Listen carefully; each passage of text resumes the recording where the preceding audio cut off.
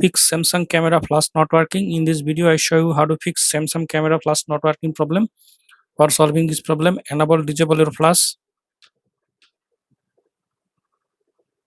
then go to settings, then go to apps,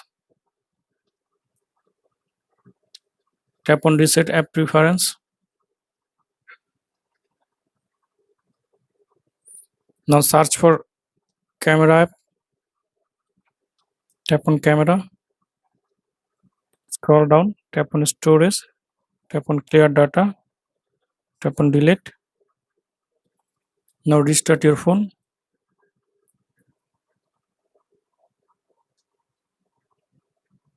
After restart your phone, now open camera app. Now tap on flash icon.